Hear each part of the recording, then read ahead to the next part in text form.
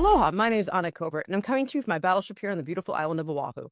This week on the Covert Code, the topic is storytelling that converts, and my special guest is Jim Gibson, former magician, TEDx speaker, Forbes writer, and VP of brand management at Thrive Internet Digital Marketing Agency.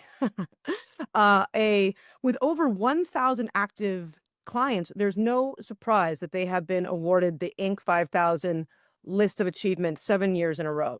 Today, Jim's here to share how building an authentic brand and leading with persuasive storytelling can really be a separator from a competitive advantage in this ever evolving digital landscape. Thanks so much for being here, Jim.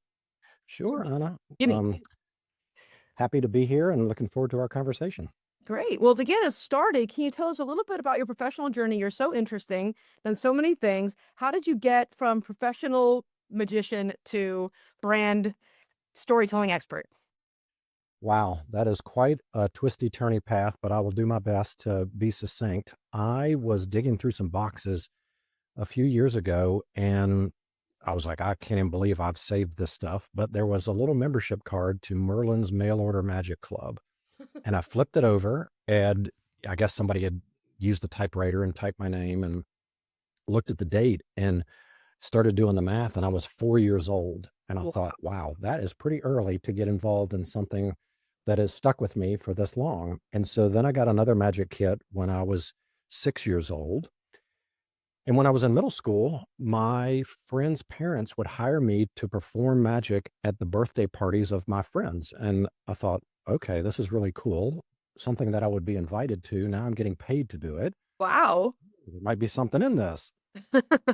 So then in high school, I met a gentleman who worked at an ad agency, and that's what they were called back then. I think there's still some vestiges of ad agencies. Now they're digital marketing agencies. And he had a client, a global client that we've all heard of, that needed a performer to help with promoting their products and doing some shows. And I said, sure. So while everybody else was working retail and, cutting grass, I was doing these shows. And that relationship lasted for another 16 years.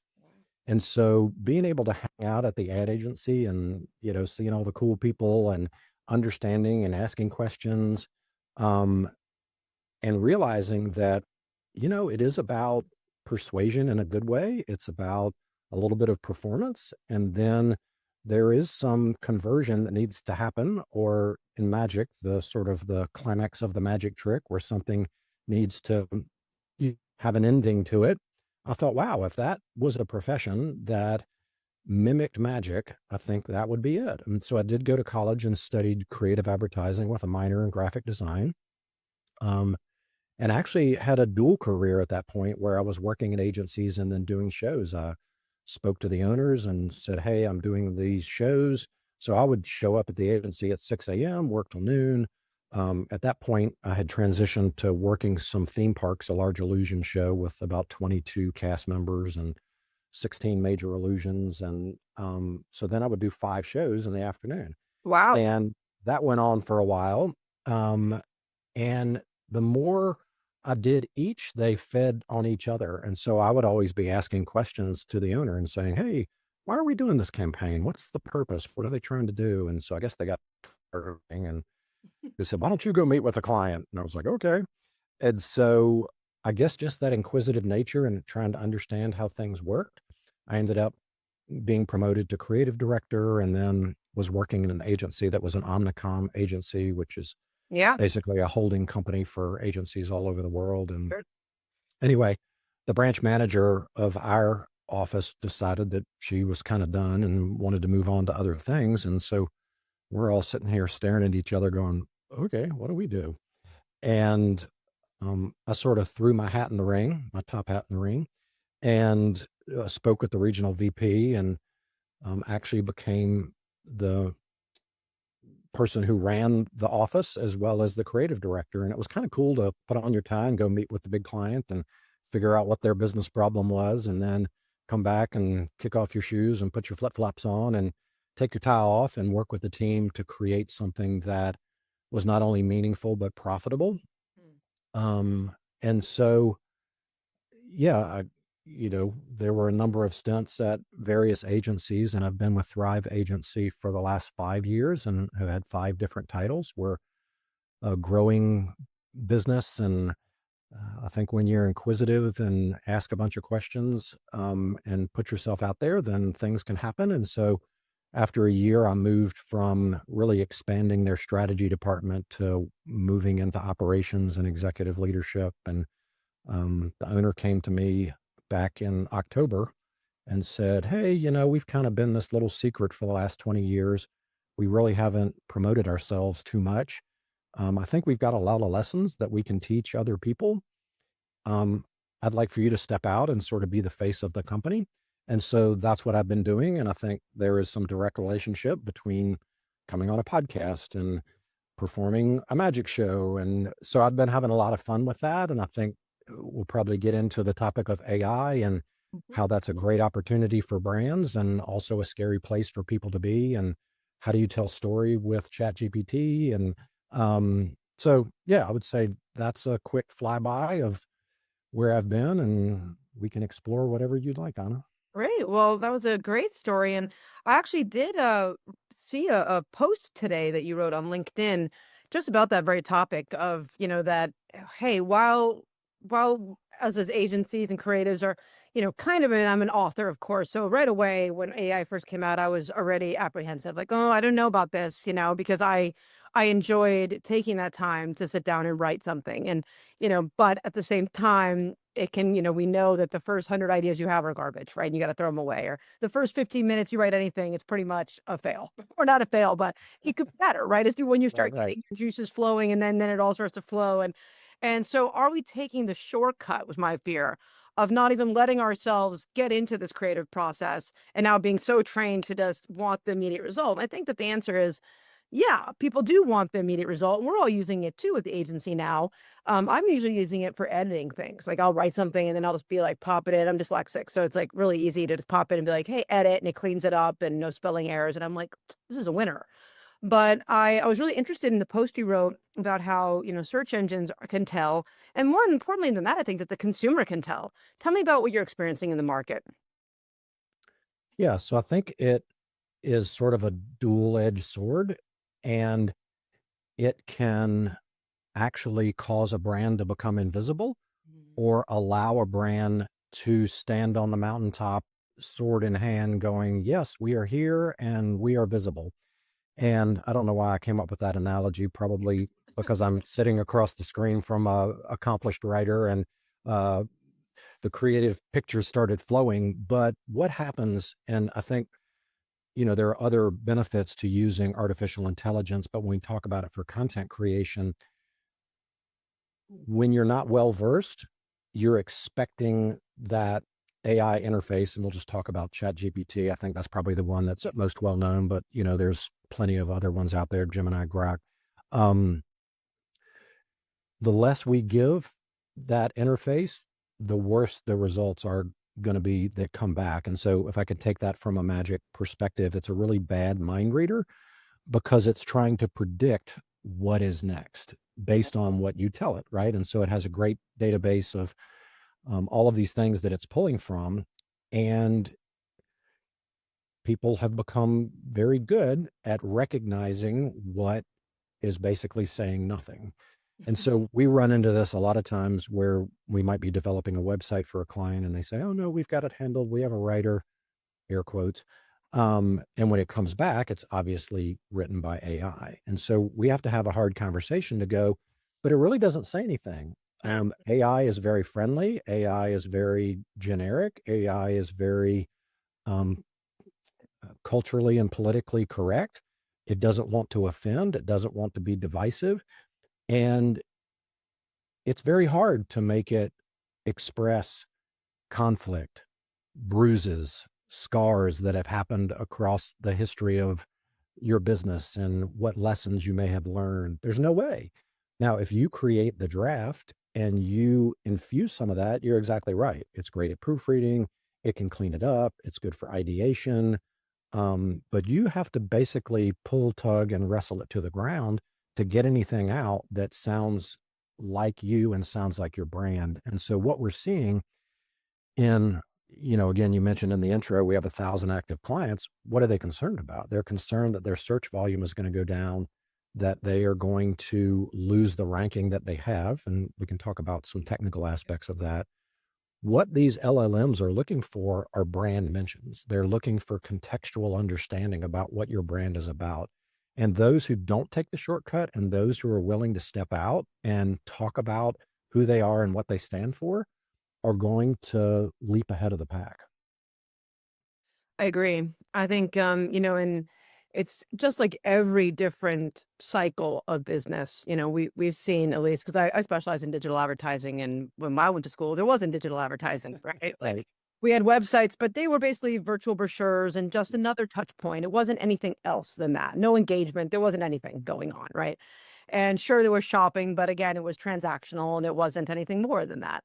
And I thought that was a real benefit for me. I'm glad I didn't have social media in college, right? Because we were not responsible enough for that kind of power, you know. But me and my friends always, but I think out of that, what I've seen is that there's these cycles, right? And now we're back up on an SEO cycle, right? Because they kind of people spend a lot of money and then they're like, oh, I'd rather just do paid ads, and we it's hard to know because Google's in control, right? They can change it on a fly, and they do.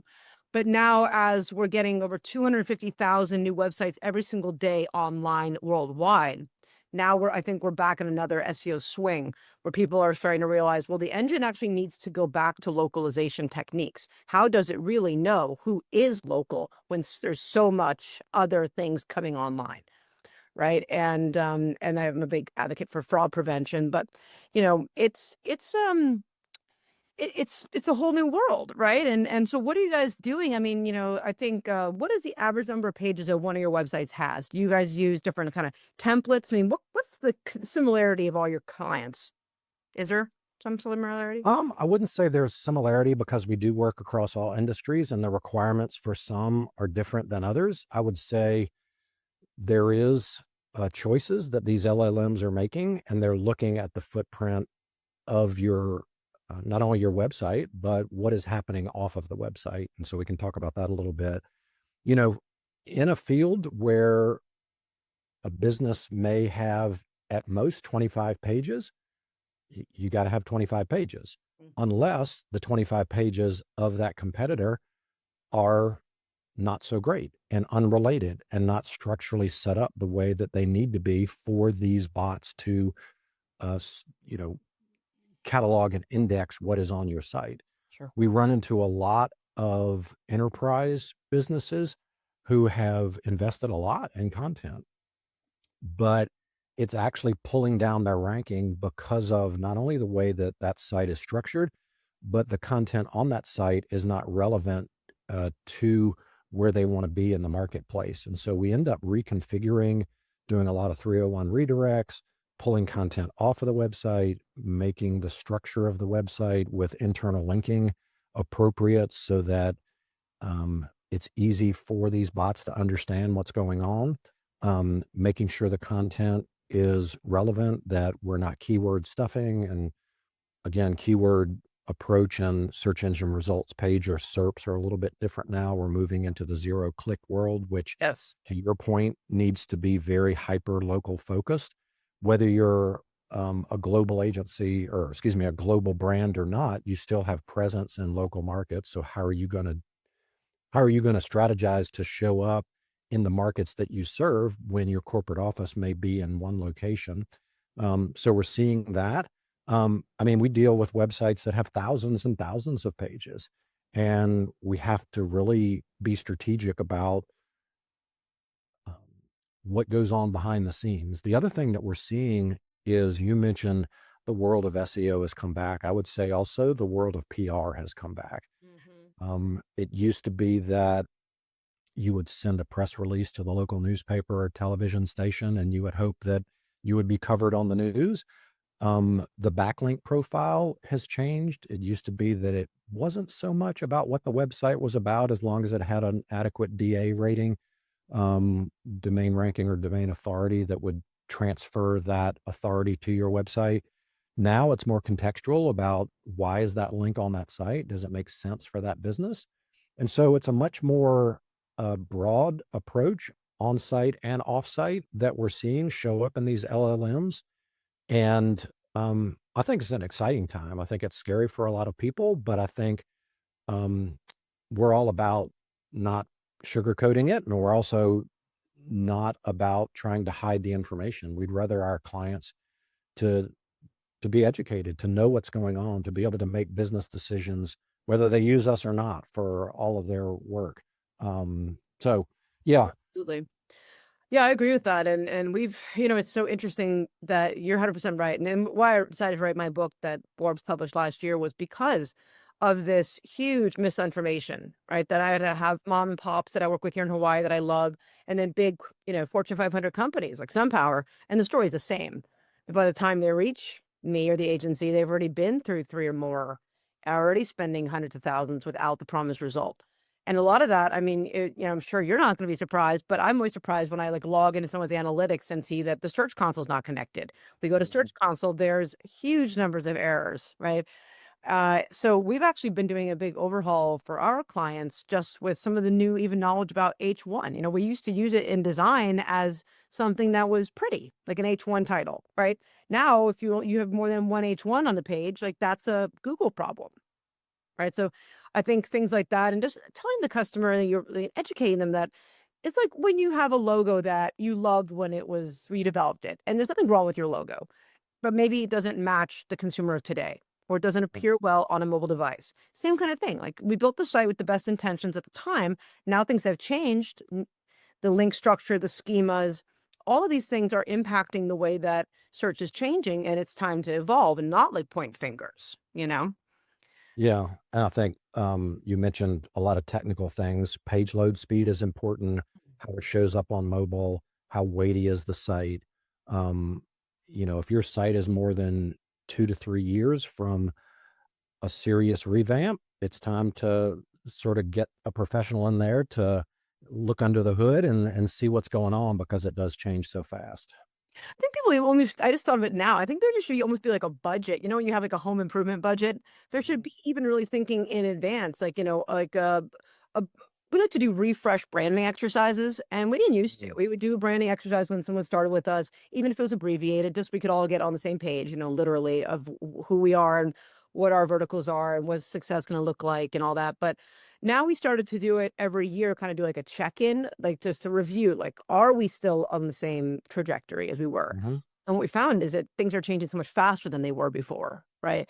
And I think that that's a really good point. There should be like we build your website today, there's gonna be hosting, but you need to have a budget prepared now or on your thought process or for a couple years from now when we're gonna need to go back in and do a whole audit. Yeah, because it's your home base. It's pretty much the only property on the internet that you have total control over. If you show up on other platforms, they could change overnight. We've seen it happen time and time again.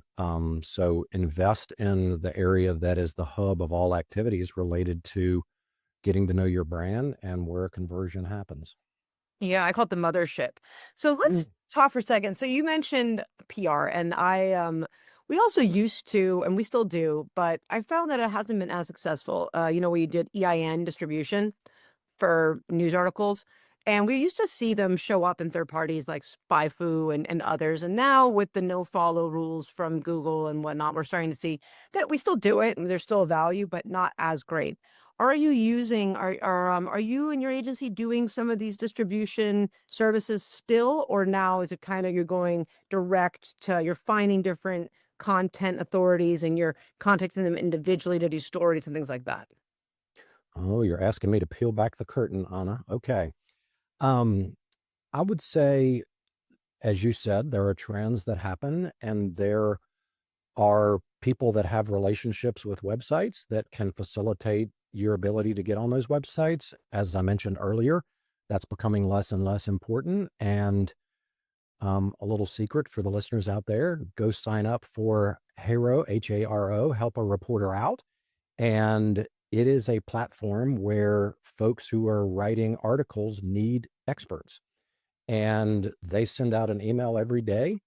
It's not a website you can go to. And you scroll through these requests, and we are having huge success for our clients, um, understanding how to secure a mention in traditional, mostly online publications, that's where the value is, which are solid, which are the actual publication, which have do follow links, which um, are awesome venues to not only have that backlink, but to communicate your experience, expertise, develop authority, trustworthiness. So I just mentioned an acronym EEAT, which is Google's gold standard for the type of content that they're going to support in these searches. And so I would say that's one secret sneaky tip that folks can do. Wonderful. And, if you're a local business, you should join the Chamber of Commerce. You should introduce yourself to local media. You should find out what publications are available in your area. If there's a local news station and if you're an HVAC or a plumbing company and there's a flood or there's a heat wave or a cold wave, make yourself available to be the expert who contributes to the conversation. Uh, you'd be surprised because these places are in desperate need of experts. They Absolutely. want to seem credible to their audience. And so we encourage our folks. We don't facilitate that, but that's one of the things that we really work with folks on how to do that. And yeah, I would say those are a couple of sneaky tips. Well, that's great tips. Thanks so much for sharing that. So to switch a little bit, we talked about SEO and the health of the site. What about the future of digital advertising? What are you seeing that's happening out there in your markets? Are you using bot protection, programmatic? Tell me what's going on from your perspective. Yeah, I would say that world is probably even more than SEO and you're probably more of an expert than I am at this point. I've moved out of the management of our team that does that work. So, um, but what we're seeing at the top level is there is a little bit of a threat because of these LLM uh, results that are coming up. And you could see, there was some chatter online about Meta and Zuckerberg hiring some AI professionals and the team wanted to hire at one amount and he doubled that amount for quite a bit of money because they want to protect their asset of online space and to be able to show up. We're seeing now that Instagram um, is showing up in searches, photos and content. Um, what's probably going to happen is it's going to end up being sort of a black box and you are going to be contained within an environment with those ads. They're not going to go away. That's a huge revenue generator. I'm not a futurist, so I can't predict, but I'm interested to hear your opinion on the situation. It's very scary out there. One of the tools that I'm a big believer in and I always talk, my listeners already know about it, but it's called Clixies. And they're a Tel Aviv company and they're just wonderful. I mean, I was maybe 3 or 4 years ago when I started to notice that across all my digital ad accounts, or Google Ads accounts and Facebook, and there were very different industries all around the country. Same thing, around 30% was down. And I'm like, something's happening. Like, what could it be? And then lo and behold, I get served an ad from Clixy. It's like, oh, 27% of all traffic online is fake. And I was like, So I installed it. That seems oddly aligning with my numbers over here. And so I installed it and it was incredible. Like it immediately returned to normal levels. Like I can see, I'm a big believer in like you have to see it to believe it. Yep. And I saw the blocking of those bots and it's like, it's incredible how, Google and Facebook will have an immediate block and you can see hundreds, thousands of blocks a day, right? And it's been getting worse. Over the last 3 or 4 months, I've seen it double from that. And programmatic, it is really bad right now. I mean, I've seen this in the last month. I've been doing some consulting with TV people who are buying from the TV station or, Mhm. huge, even a large company that I won't mention their name, but they're global, and they were saying that they were the the top of fraud prevention, and they're the only programmatic, or you weren't going to pay for any fraud. I'm like, okay, this sounds aligned, right, with what I'm after, and I can't afford human as a for instance from my agency, and like little guys over here in Hawaii, and turns out the data didn't match. They didn't know what they're talking about. And it's Mm. just like that's the kind of, I think, situation that we're finding ourselves in today is that people are afraid because there isn't the knowledge, right? And they trust these partners and they trust what they're hearing and they like the Right. people they're working with, and those people they like what they've been sold the story or drank the Kool-Aid. And so then there's all this misknown and what is actually happening. And so my fear is for the industry at large, that if we, Oh yeah. just like when the Better Business Bureau was established, it's that, if we don't self-regulate, we will be overregulated. And that's really, I've never seen a scarier time in online ads. I mean, when a tenth of the ads that you spend money on are actually reportable in G4, Mm. we have a serious problem. Yeah. People can't afford it. And so I'm thinking the next 6 months here, big things are going to change. Yeah. Yep. Yeah. I would agree. Yeah, but I think the one thing we can agree on is no matter what, whenever I consult with anyone and they come to me and I say, listen, I don't care what kind of how much traffic you're getting. Maybe you're not getting all the traffic we think we're getting, but you are getting some traffic. Right. That's the conversion rate. Like the answer is never to spend more, right? Let's fix the story on the site. Let's fix what are we really selling? What are the keywords we really want to be? What is that customer journey? Mhm. And then, let's get more traffic to that page. But, I think it's a common misconception that if it doesn't work, you just have to throw more money at it. Oh yeah. That's not the way that we've seen it be successful. Well, you're right. The three-legged stool is traffic to the site, average order value or average service value, and conversion rate. And you can adjust your what product or service you're promoting on that landing page to up your average order value. And then if your conversion rate is repelling, why is it repelling? And if you can up your conversion rate and bump up your average order value a little bit with the same amount of traffic, then it's amazing how that can increase your top line. Absolutely. And I love talking to people like about, the magnetic middle. I don't know if you've read the book, yes, but it's a 50 proven ways to use psychology and behavioral science. It's a really great book.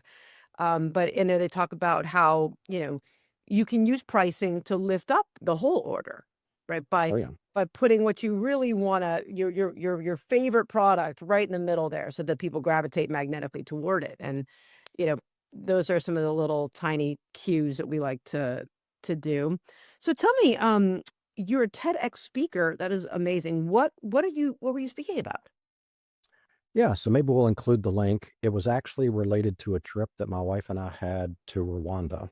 Oh, wow. So we were sponsoring a young man, and it was just a little amount of money that helped pay for schooling and a uniform. And, they had a genocide over there where 1 million people were killed in 100 days and left a lot of families in very tough situations. And so um, this young man had lost his father and there were multiple kids. And so me thinking I'm a magician, I'm going to go over there and, do these magic shows. And magic is a little bit different in Africa than it is in the US.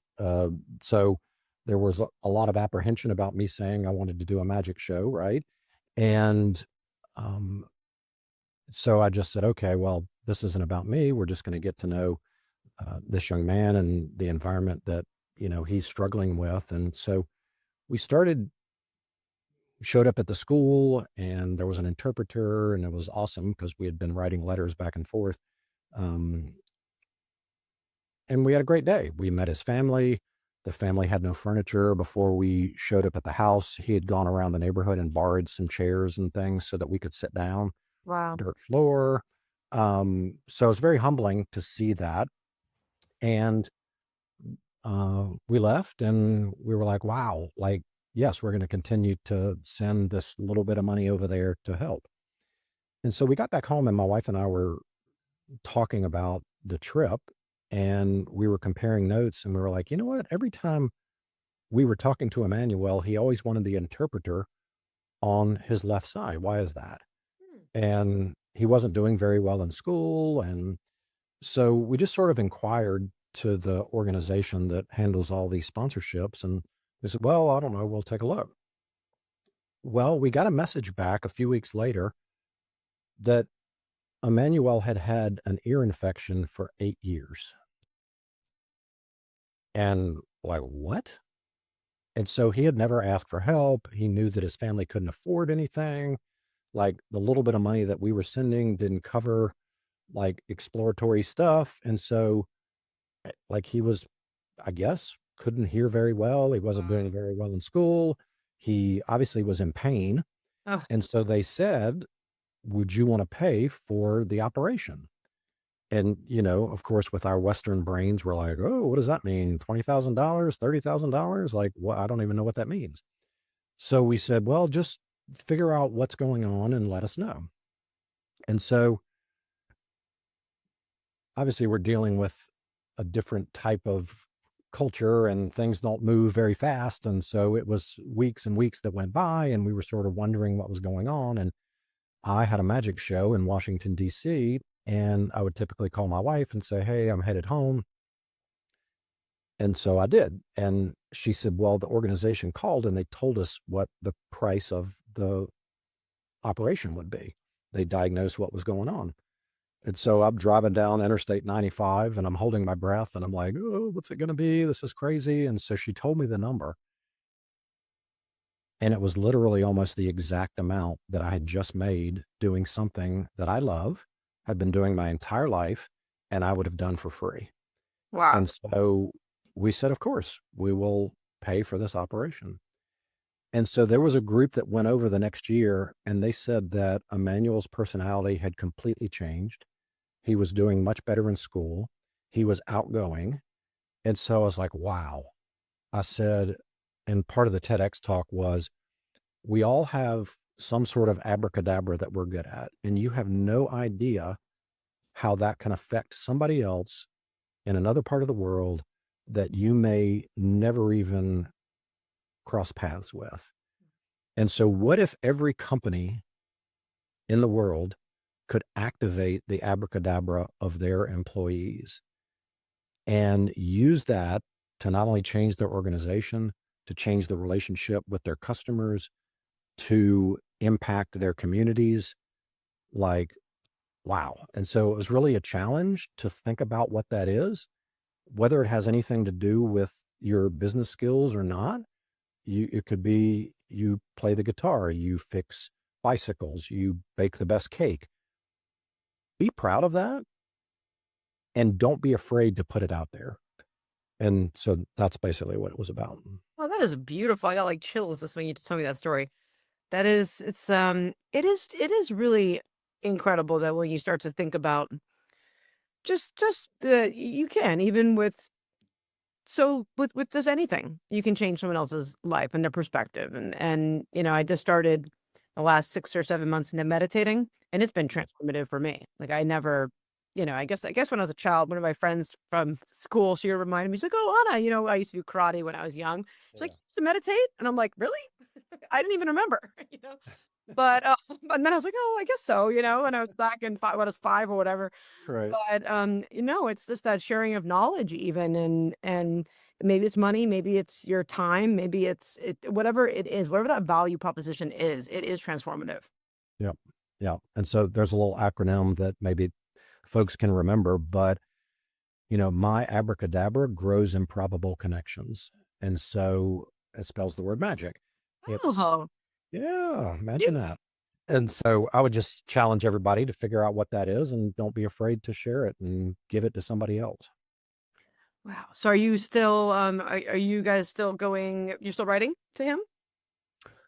He actually graduated out of the program and went into a technical profession, and we have not heard from him in a while.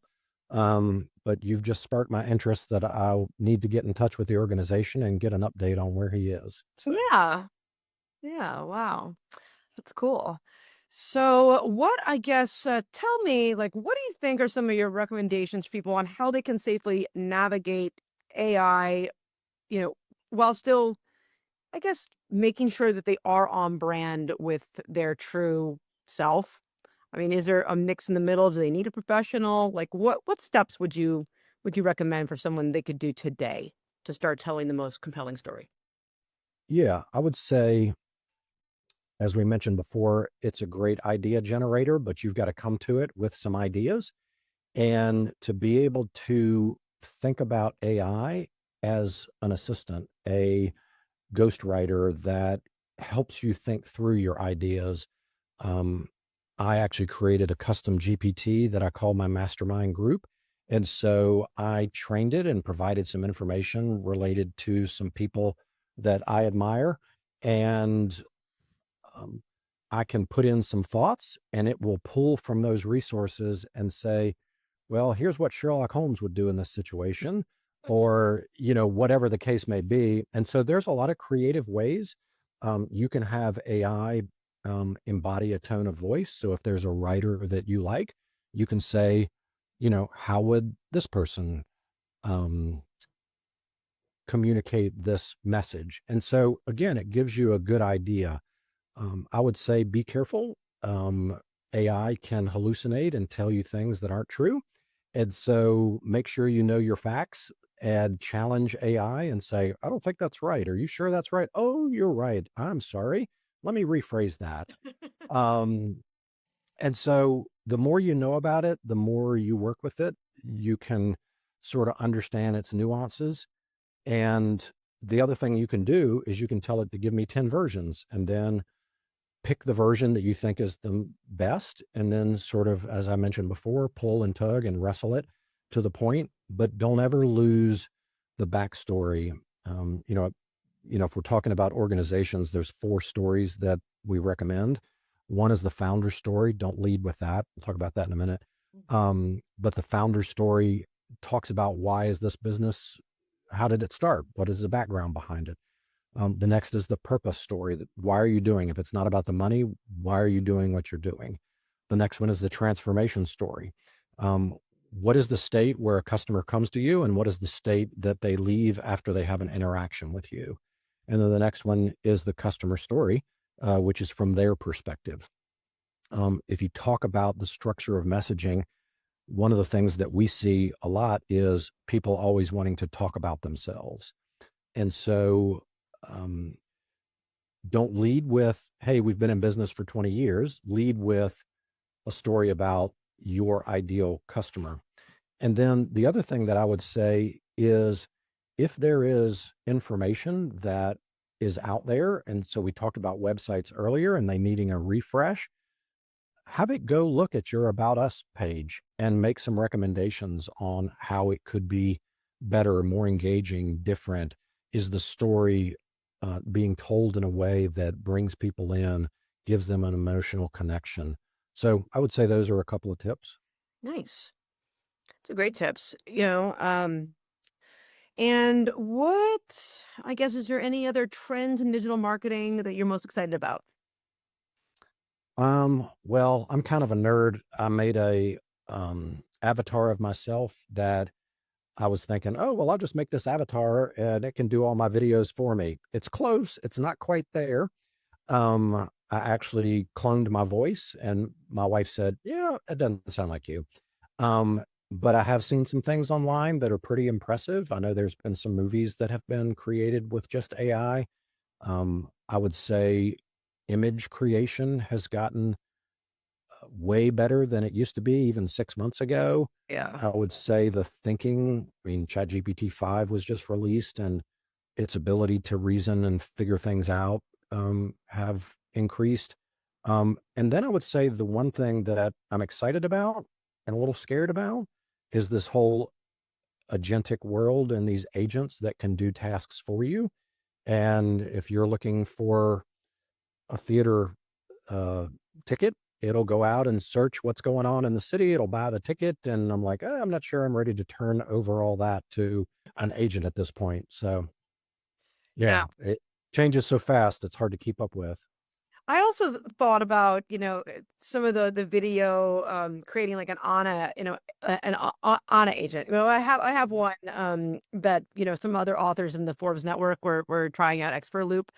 And it was kind of cool because you could like load all your book. I put my book, all my Oh, nice. articles, my podcast in there, and then I could use it for like if someone else wrote a piece and I wanted to comment on that piece, it would Mm. know what and then I was like, oh, this is exactly what I would say, because it's so that was kind of cool. But the idea of then, creating an avatar, of me. And then I really had this identity crisis, about it. Like, well, I did because I thought to myself, well, here I am, like a public figure, and what are people like, how would they know if it was the real me? Like, you would Right. always need like blue hair or something that would, so people would know that this is AI Anna, not the real Anna, you know? Right. So I was a little frightened, but with just yeah, tell me, keep me posted. What program are you using to create your virtual Some folks recommended HeyGen to me, agent? Heygen, and I was impressed. They've made great strides in the last 6 months because I tried and got frustrated, and then I tried it again and it got better. So, yeah, give it another 6 months, see what And this happens. is the real you, right? I'm not going to tell. Awesome. Well, how can people get a hold of you? I'm on LinkedIn every day, stirring the pot, teaching some sort of principle, sharing some information. So, love for people to connect with me there. And yeah, and then the website is thriveagency.com. A lot of good resources there. I write an article on the blog every month, followed by a 20-minute video teaching some principle, and then a bunch of other stuff. And then, of course, if anybody needs any help, I'm happy to point them in the right direction. Wow. Well, thanks so much for being here, Jimmy. This was a wonderful conversation. Thank you. And to all my followers, please join me next week as I interview another industry expert and topics to help you succeed on and offline. Please make sure to push the like button. We're dangerously close to our 30,000 YouTube subscribers, thanks to you and your support. And I'll see you next week in the Pixels. Aloha. I hope you enjoyed this episode of the Covert Code podcast. To stay up to date with all our future episodes, follow us on your favorite podcast platform. Your support means everything to us. Please take a moment to leave a review and share our content with your friends and colleagues on social media. Your feedback helps us improve and reach more digital innovators like yourself. See you in the Pixels. Aloha.